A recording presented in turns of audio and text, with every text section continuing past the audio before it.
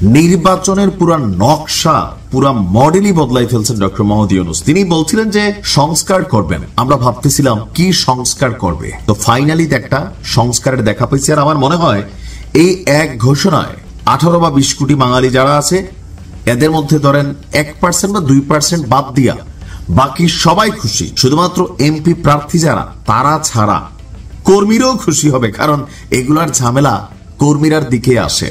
একটা নির্বাচন যখন আসে সারা বাংলাদেশে স্বাধীনতা পরবর্তী সময়ে 53 বছর বা 54 বছর যাবত আমরা দেখছি যে নির্বাচন মানে হচ্ছে পোস্টার, অলিতে গলিতে পোস্টার, চিপা চাপায় পোস্টার, চা দোকানে পোস্টার, গাড়ির মধ্যে পোস্টার, ডিজিটাল পোস্টার। এই পোস্টারের জন্য কি কি সমস্যা হচ্ছে? প্রথমত, যারা একজন নেতার কর্মী থাকেন তারা সবার আগে বাটে পড়ে। যেমন একজন লোক এমপি ইলেকশন করবেন, ওনার অনেক কর্মী সমর্থক আছে, ব্যবসায়ীরা আছে, বিভিন্ন লেভেলের মানুষ আছে। এই যে পোস্টার ছাপানোর খরচ, লাগানোর খরচ, এই খরচটা নিজ দলের বা কাছের নেতা কর্মীদের উপর চাপাই দেওয়া হয় যে তুমি এক কাজ করো বাইরে 10,000 পোস্টার ছাপাই দিও, তুমি এক কাজ করো 5,000 পোস্টার ছাপাই দিও। আপনার নতুন রং করা বাড়ির ওয়াল, তারপরে হচ্ছে বাড়ির বাউন্ডারি, মসজিদের বাউন্ডারি, যেখানে খুশি, চা দোকান, খাম্পা, এমন কোন জায়গা নেই যেখানে পোস্টার আর পোস্টার নাই। আবার রাতের আধারে এক প্রার্থীর পোস্টার ছিঁড়া আরেক প্রার্থীর পোস্টার লাগানো হয়, এই নিয়ে মারামারি হয়, কোপাকুপি হয়। এই যে একটা হুলস্থুল পরিস্থিতি, বাজারঘাট, রাস্তা হাট, আপনি যেখানেই যাবেন উপরে খালি পোস্টার আর পোস্টার। এবারের নির্বাচনে, আগামী যে জাতীয় নির্বাচন হতে যাচ্ছে, সেই জাতীয় নির্বাচনে এই পোস্টারের খেলাটা বন্ধ করে দিয়েছেন ইউনূস সরকার।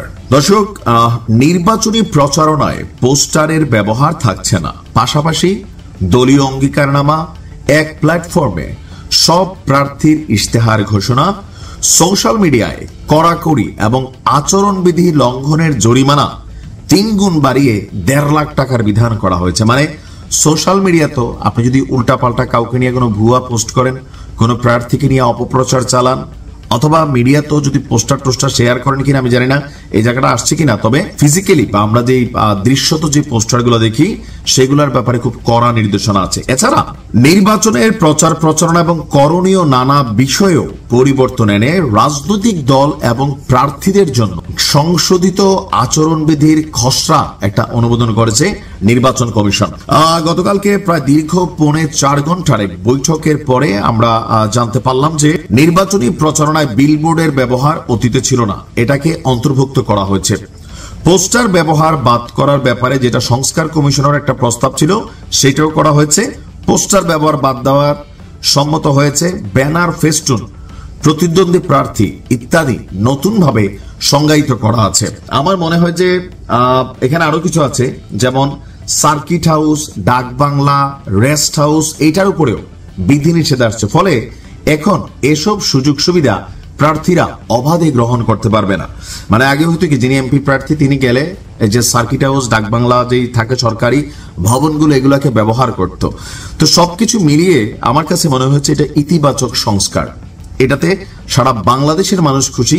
শুধুমাত্র যারা এমপি প্রার্থী হবেন তারা হয়তো অনেকটা নাখুশ হবেন যে নির্বাচন আসছে, মাঠে পোস্টার নাই, হয়তো মাইকিংটা থাকবে, ওইটার ব্যাপারেও কি রুলস রেগুলেশন আছে আমরা জানি না, হয়তো আরো আসবে। বাট এই সংস্কারটা খুবই সুন্দর হয়েছে, আমার কাছে মনে হচ্ছে এটা খুবই সময় উপযোগী একটা সিদ্ধান্ত।